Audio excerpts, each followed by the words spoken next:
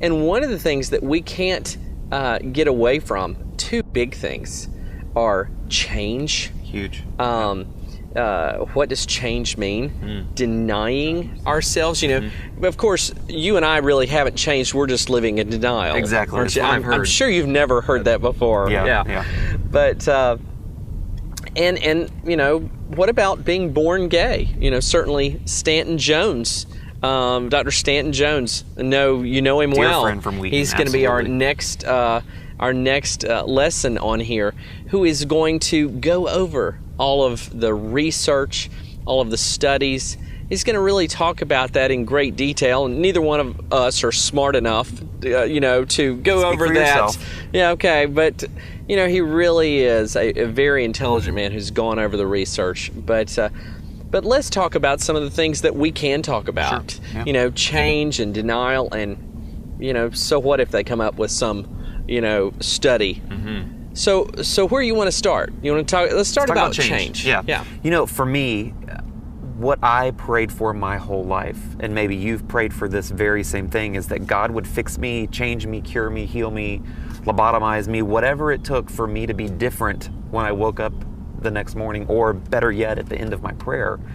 That's what I thought change was. I thought change was me going from gay to straight. When I've realized along my journey that the opposite of homosexuality is not heterosexuality, though so many people think it is. The opposite of homosexuality is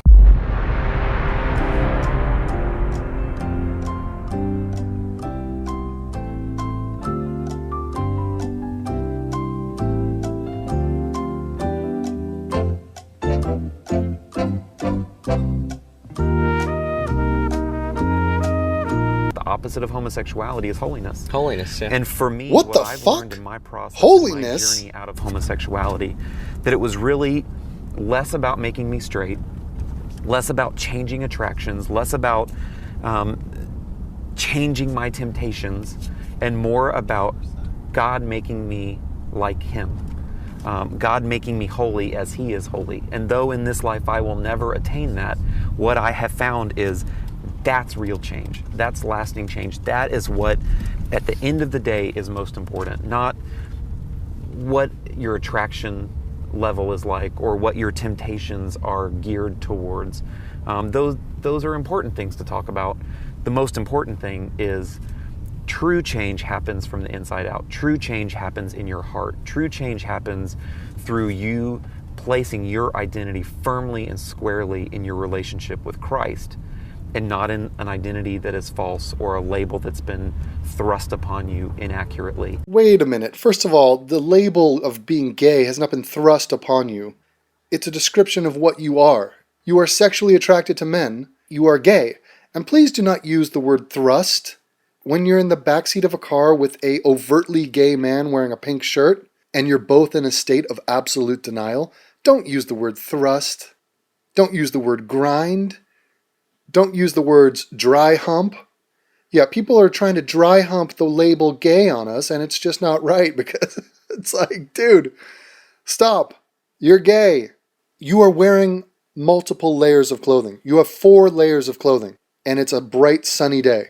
You have a t-shirt, you have a collared shirt, you have a V-necked vest, and you have a sports jacket on top of that. You're gay. You are somebody who could name more than 10 colors. I cannot. I am straight, therefore. If I could name more than 10 colors, I would be gay, instantly. Magically. Objectively.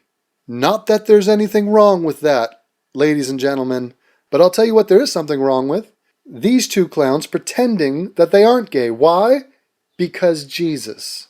Because of the cognitive dissonance that Christianity has thrust upon them. Or anything else. It's not about your feelings or your attractions. It's about who God created you to be. And that's real change. I found along the way, for me, that change wasn't going to be the absence of struggle, but the freedom amidst that struggle to make better choices. Right. And for 18 years, that's what I've been on the process, or in the process, or on the journey to do, is to make better choices with what I have in my life. And for me, I struggled with homosexuality. I had same-sex attractions. I might be tempted in some way or another with that or other sinful conditions for the rest of my life. What am I going to do about it?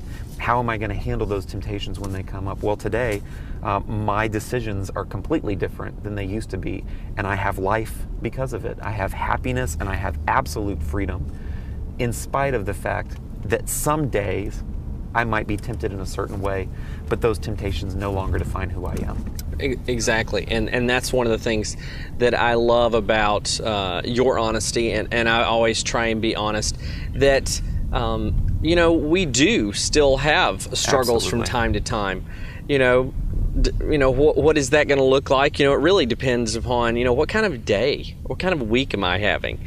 But what I hear from you over and over again are things that I hear in myself as well, and you even said the word decision. Mm-hmm. Change, this journey, it's all about a decision each day, but it starts with that first decision, because that identity that you talked about, Randy is going to cover. Can you explain what you are apologizing for? What are you sorry about?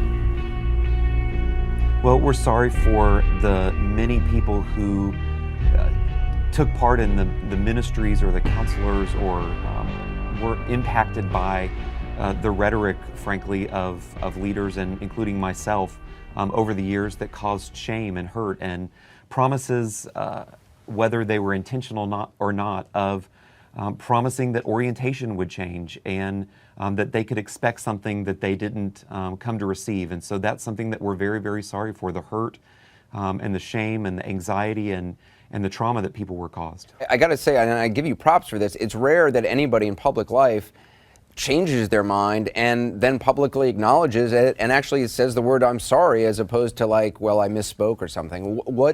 Why now? Well, it's been a long thing coming. Certainly coming to terms with issues in our own life. I came to Exodus as a 19-year-old kid in 1991, and it wasn't until 2006 that I even admitted publicly that I still had same-sex attractions, that those things hadn't changed for me. And, listening to people's stories and hearing them say, they felt we promised them something, that we did promise them something, that we did promote something that hurt them.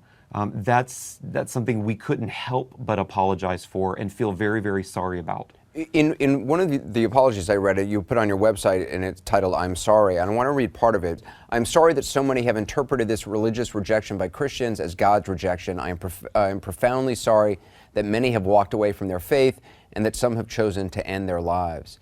Do you believe that the teachings of Exodus are responsible for people's deaths?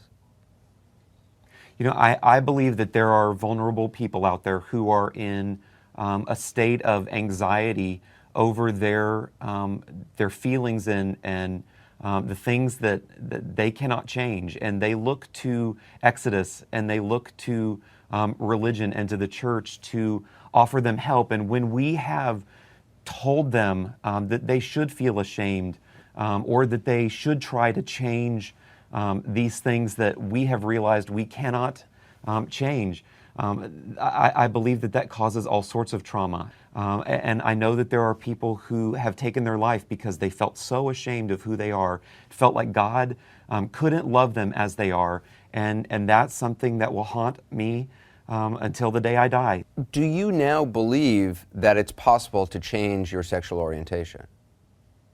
No, I don't. But do you consider yourself? I mean, you are married. Do you and you've said you still have same-sex attractions, which you work on resisting. Do you consider yourself gay?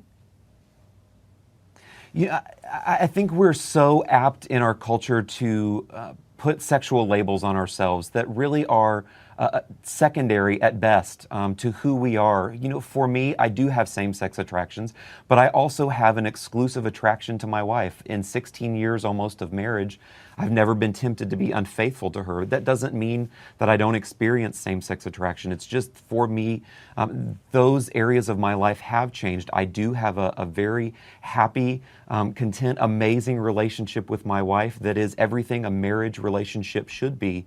And that attraction that I have to the same sex doesn't hinder me in that relationship.